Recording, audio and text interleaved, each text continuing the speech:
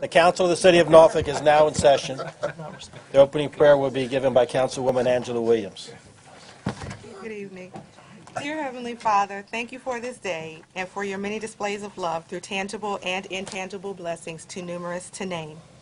Bless the City of Norfolk, bless every citizen who resides within its boundaries and every city employee who works to make our city great. Father, bless our mayor, our city manager, and this council as we labor together in the calling of public service. Give us the wisdom to govern fairly and ethically with equality, integrity, and compassion, and allow us to represent our city in a spirit of excellence. I pray that you will guide us through these difficult economic times and give us the strength and wisdom we need to make the decisions that face us. Bless our citizens and give those less fortunate your love and peace. This, Father, we ask in your Son's name. Amen. I pledge allegiance to the flag of the United States of America and to the republic for which it stands, one nation, under God, indivisible, with liberty and justice for all. Thank you. The clerk will call the roll, please. Mr. Burford? Here. Mr. Protaziru? Here. Mr. Riddick? Here. Mr. Smeagol? Here. Dr. Whibley? Here. Ms. Williams? Here. Mr. Wynn? Return. Here. Mr. Frame? Here, the motion is to dispense with the reading of the minutes of the previous meeting. Mr. Burford? Aye. Mr. Protaziru? Aye. Mr. Riddick? Aye. Mr. Smeagol? Aye. Dr. Whibley? Aye. Ms. Williams? Mr. Wynn? Aye. Mr. Frame? Hi. Good afternoon, ladies and gentlemen. Welcome to the Norfolk City Council Chambers. We're glad to have you here. For your benefit, the process which we will follow today is the first thing we're going to do is take up for the consent agenda. There are 4 items there. The council may vote on all 4 of these items in one vote. We'll move directly to the regular agenda. There are 18 matters there. We'll vote on all these matters in just the way they are numbered on the printed docket. At the conclusion of the regular agenda, if any member of the public would like to address the council on a non-agenda item, that is something that's not on the printed docket, you'll be given that opportunity. But in order to have your name called, you must have first signed a slip of paper, which the clerk has made available in the lobby behind the council chambers before the meeting began, and a couple of you have elected to do that, and we'll be glad to hear from you. There are no ceremonial matters, and so we'll move directly to the consent agenda, please, Mr. Clerk. You approve the consent agenda. Mr. Burford? Aye. Mr. Protaziru? Aye. Mr. Riddick? Aye. Mr. Smeagol? Aye. Dr. Whibley? Aye. Ms. Williams? Aye. Mr. Wynn? Aye. Mr. Frame? Aye. R1, please, if you'll read it. R1 is an ordinance granting a special exception to operate an entertainment establishment on property located at 9659 First View Street. And I understand that the motion is to withdraw this matter. Yes, sir, the applicant. Mr. Rockwell, are you here? I am. We'll vote to withdraw. We don't need to hear from you. All right. Okay. I'm here to answer any questions or concerns we've had in the past couple of days concerning the ordinance. But Okay. we are here to withdraw the application and Thank you. overview what Mr. Duke's going to do as far as proposals to deal with the consistency and policies there. Thank you very much. Appreciate it. Okay. All right. Call the roll, please. Mr. Burford? Aye. Mr. Protaziru? Aye. Mr. Riddick? Aye. Mr. Smeagol? Aye. Dr. Whibley? Aye. Ms. Williams? Aye. Mr. Wynn? Aye. Mr. Frame? Aye. R2, please. An ordinance approving a lease agreement between 741 Monticello LLC as lessor and City of Norfolk as lessee for the lease of property owned by 741 Monticello LLC, and authorizing the city manager to execute the lease agreement on behalf of the city. It's Michael Mohammed.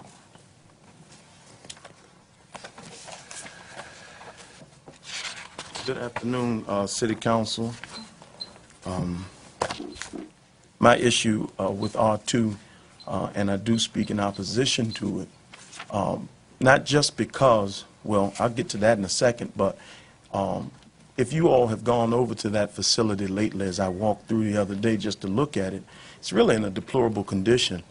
And it bothers me that the city continues to engage contractually in the use of office space, off-site office space, without having any future.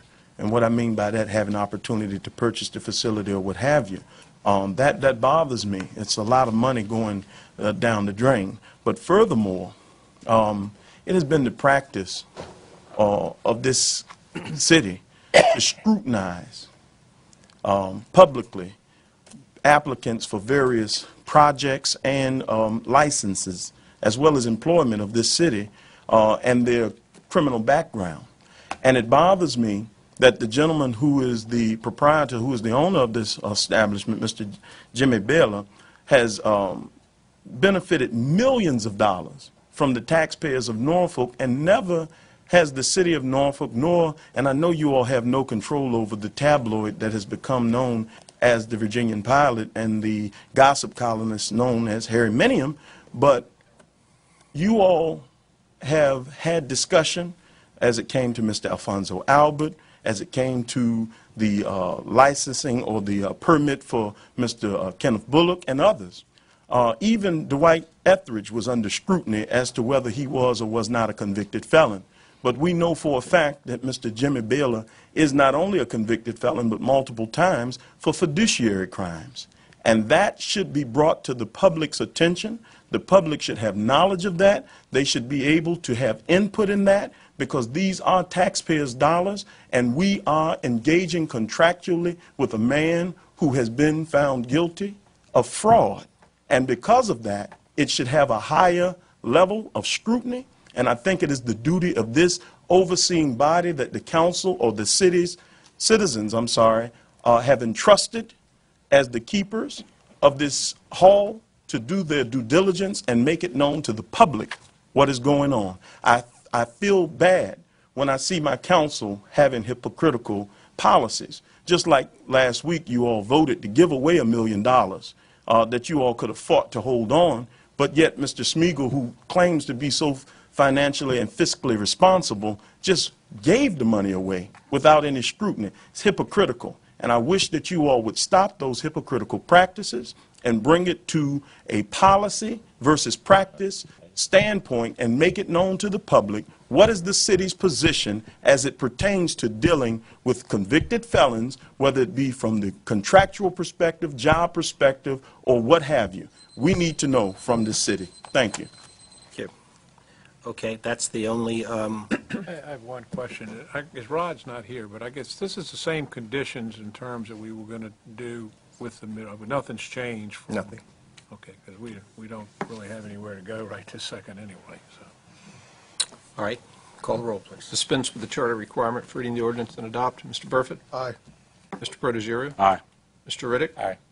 Mr. Smeagol? Aye.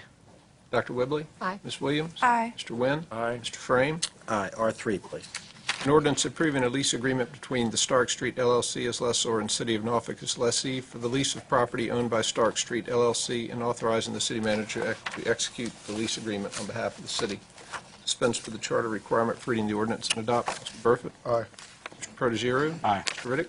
Aye. Mr. Smeagol? I just wanted to say, I wanted to reiterate what Councilman Burford said earlier about felonies, and, you know, I believe in second chances. I was not on council when previous discussions have happened, but I do believe in restoring felons' right to vote, and I think that we need to look at that, at situations that there are people who have given back to society after they've been convicted of a crime.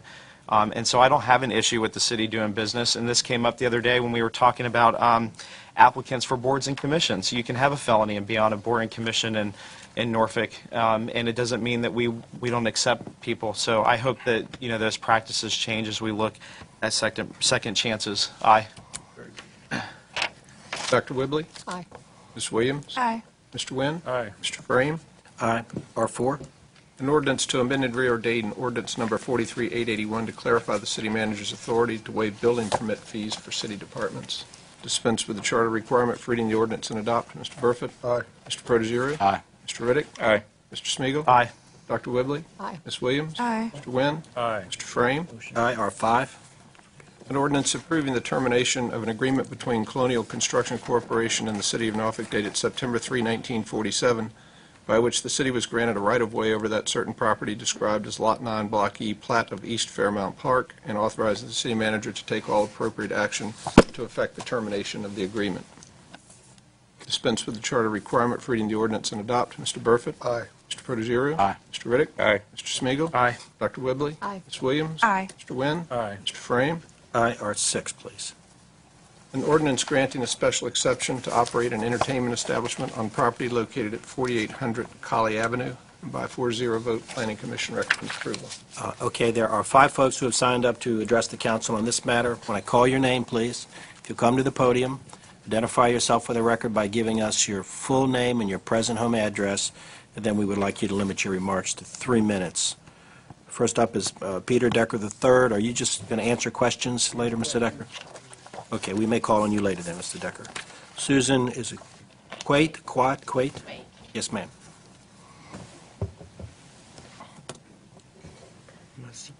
I'd like to speak to this special exemption notice on behalf of my 89-year-old parents, And your name is, and your, Susan Quate. and your address? It's 4807 Collie Avenue. Thank you. Who got home yesterday at 6 o'clock and found the letter in the mailbox. And I would just like to request on behalf of them and other people who might be affected by this be given more time to review and perhaps speak to an attorney and get legal representation if they so desire. I think less than 24 hours' notice is really very unfair. And I think anyone else would want the same courtesy extended to them. Who did you receive a letter from? City of Norfolk, special exception notice. It was labeled, it was written April 15th, and it was postmarked April 15th. That's just very little time for someone to I digest. will say that I also was not apprised of this change, nor was it brought to our task force meeting that we had last week. This business, which we have heard nice things about, but this change in special exception was not brought to our task force, nor has it, did anybody mention it to me? This would be the Highland Park, Ramsey Point Park Place. I have the post-dated envelope. It's tax season, too, so I'm not sure Sure. if that made a difference, but it's just too late in the day to review any of the materials, speak to an attorney if you so desire, and I'm just asking if the council would consider maybe extending the date for this review to another date. The president of the Civic League is here. Perhaps we can hear from him to see if they've been, Well, let me, Also. we also there are legal requirements upon the city in order to advertise things for hearings that get on the docket. And we have, I'm certain, Mr. Attorney, comply with those Yes, regulations. there's a list on page 3 of the notification, posted on the property on January 25th and published in the Virginian Pilot on February 10th and 17th.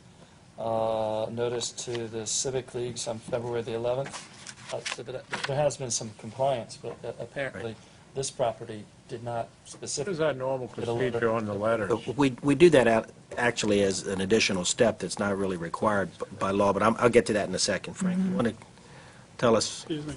today is the 19th? Yes, Mr. Mayor, we do send out letters to all property owners within 300 feet of the property. That was done on February 9th of the Planning Commission public hearing. Right. The clerk's office then follows up to send out the notice that the item is on the city council agenda, and that was the notice that would have been received yesterday. Right. It is not the public hearing notice. As the city attorney has noted, we do follow all of the steps. Right. And we did send letters out to property owners. We're now also sending a separate letter out to the Civic Leagues advising them that we have an application, and this is something we've just begun doing. Okay. The answer, the Civic League was aware that this was Dale. well, let's have this woman finish first and then Well, we'll get to that. Frank, Yes, sir, we do have a letter of support from the Civic League. It's included in the material. all right, thank you. If there is no continuance, and it is to be voted on today, we have a small office building. Tenants are concerned about parking, they're concerned about noise, and they're concerned about traffic on a two-way street with such a large facility that's going to operate for extended hours as a bar. Right. But I would hope you would give consideration to extending the date for this vote so that people could have legal representation if they so desire. Thank you. All right, thank you. Dan Montague?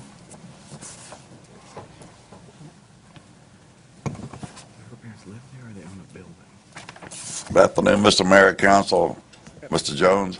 My name is Dan Montague. I live at 4605 Creek Street here in the city of Norfolk. As a person who goes out 3-4 nights a week dancing, We know. I also drink a few beers, 2. I don't ever drink any more than 2 because I got my education when I was 19 years old in Spokane, Washington, when I was in the Air Force. But the thing about it is, the way this city handcuffs all these establishments, where you got to quit serving at 10 o'clock at night or 12 o'clock at night, all the progressive places that I've lived, especially on Friday and Saturday night, 2 o'clock in the morning is, all of them ought to be allowed to serve alcohol at that time. If a person's going to get drunk, they can do that at 2 o'clock in the afternoon. But the thing, my grandma, she used to take a shot, in the morning before she ate breakfast. But, that she claimed that she had heart problems, and that got her day started. But what I'm still saying, though, is like this.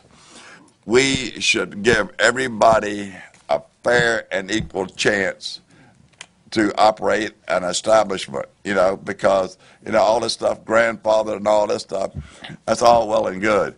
But the city of Norfolk competes with all the surrounding cities around here for the tourist dollar. And if you got to quit drinking at 10 o'clock at night, people say, well, I'll never come here again. So, let's get into this century. All these antiquated liquor laws are stupid. Thank you. Okay, Dale Ryder, please.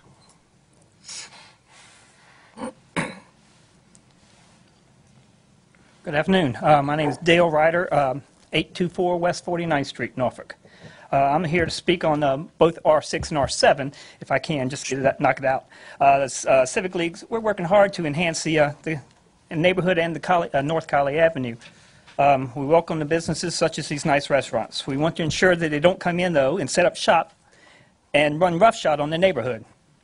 We understand restaurants need an ABC license in order to survive, but we want to make sure, because of their location, that some parameters need to be set in order to not upset area bordering residences. We want them to know that we will fight hard, though, to get these licenses revoked should they violate the terms agreed upon. And we have talked with both parties for R6 and R7 in the Planning Commission. Now, I don't know what this argument was. As far as we know, what we've talked about in the Planning Commission, that's what we were here to hear today. I don't know of any changes that were made since in the Planning Commission. Mr. Duke, I don't think there has been, huh? No. Okay. So, and as far as that's concerned, we're offering our support to these 2 establishments. Okay. Thank you. Thank you. Mr. Ryder.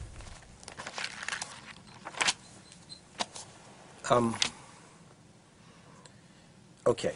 Mr. Decker, your client is here as well, is that right? Okay.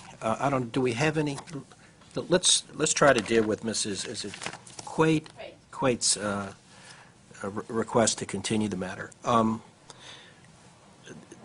Your grandmother, your grandfather, received notice of this in the mail yesterday, and the residence is within 300 feet of the... They got it Friday. They have an office. Oh, the office. There, it's an office. Oh, it's an office. They got it Friday, too. They got It's it not on their the 15th, residence. right? Okay. Well, from what we understand, we have all the legal requirements for notice for for getting the matter on the docket have been complied with.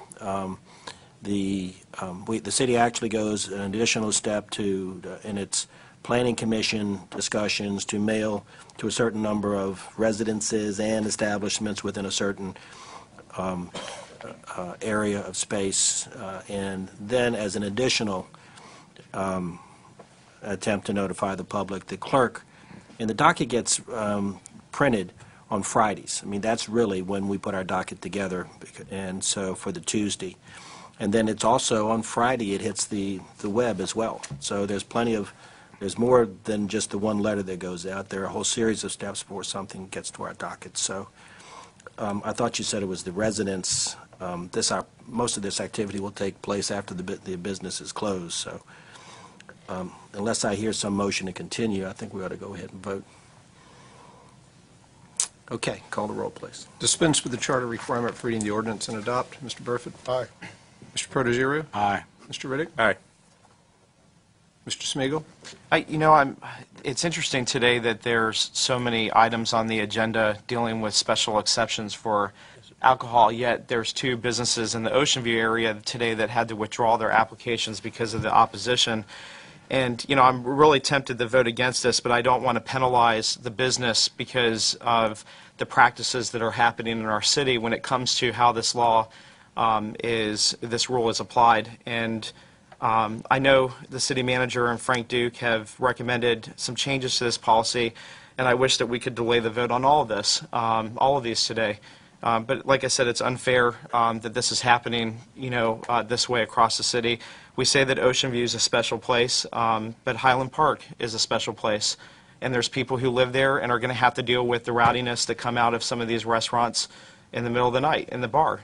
And so why are we saying that Ocean View should be singled out as a place for this and not Highland Park or other areas, Ghent, downtown Norfolk, and other places? And I hope that as the city continues to work on their general plan, that this issue will finally be addressed so that we can make sure that we're not promoting an unfair business environment.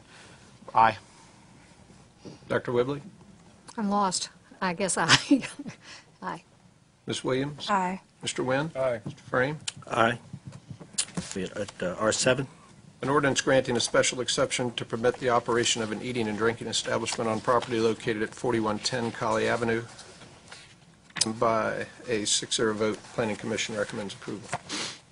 And Mr. Ryder, the president of the Civic League there, has already indicated that Civic League support. So call the roll, please. Dispense with the charter requirement for reading the ordinance and adopt. Mr. Burford? Aye. Mr. Protogiru? Aye. Mr. Riddick? Aye. Mr. Smigiel, Aye. Dr. Whibley? Aye. Ms. Williams? Aye. Mr. Wynn? Aye. Mr. Frame?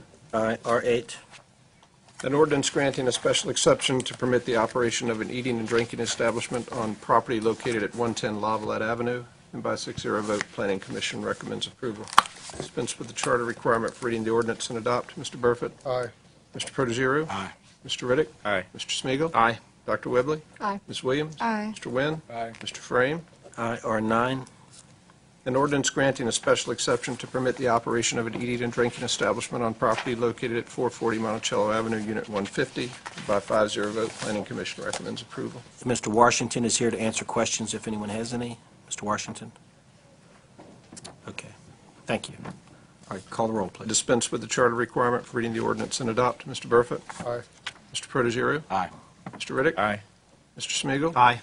Dr. Whibley? Aye. Ms. Williams? Aye. Mr. Wynn? Aye. Mr. Frame? Aye. R10.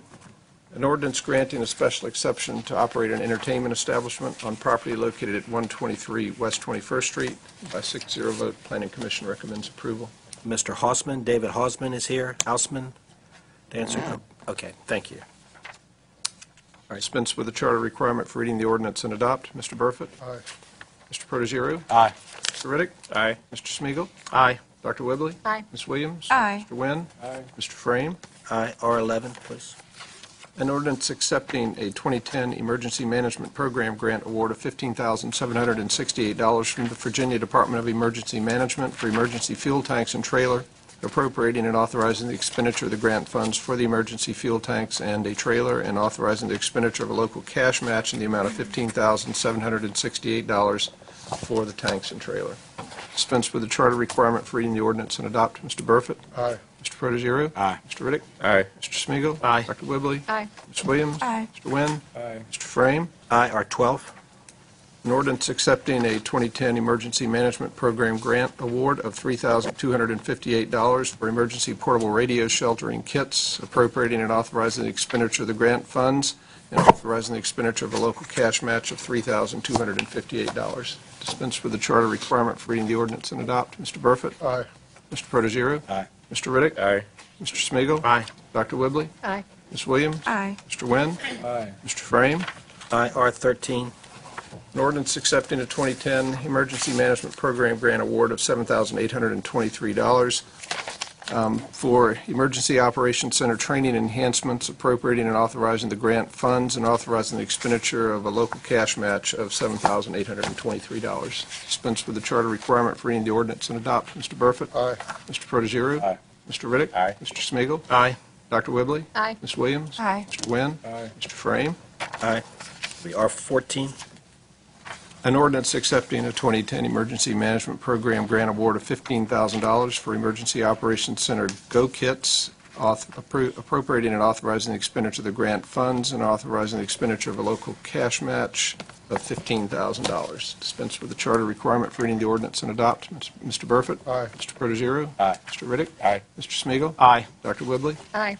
Ms. Williams? Aye. Mr. Wynn? Mr. Frame? Aye. R15.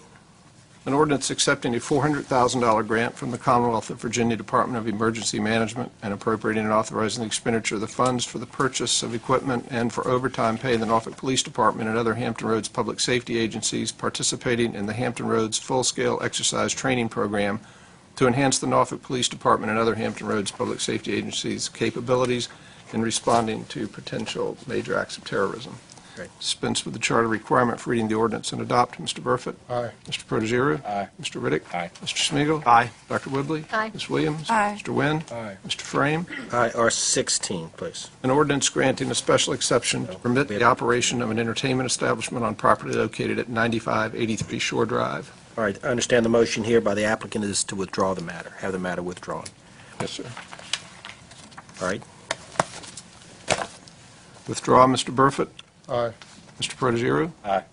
Mr. Riddick? Aye. Mr. Smigiel, I just wanted to say, I think it was really sad this weekend that somebody went out and put these on the residence doors of East Beach, actually in their mailboxes illegally, trashing a restaurant, which could ultimately hurt their business.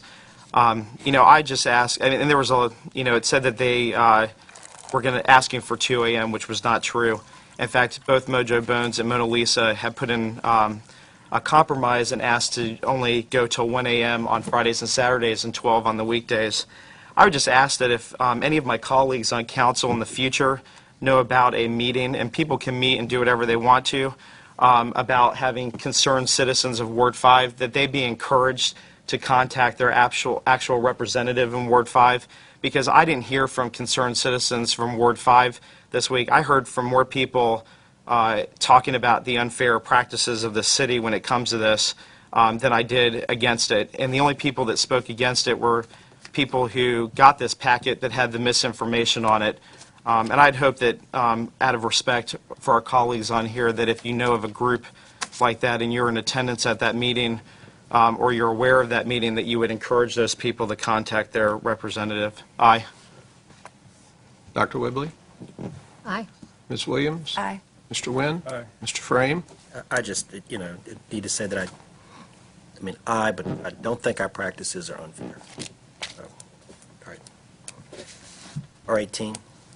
R17? Yes, sir. Sorry. An ordinance to amend and reordain Chapter 2.1 of the Norfolk City Code 1979 as amended so as to add one new section concerning the part-time employment of city retirees.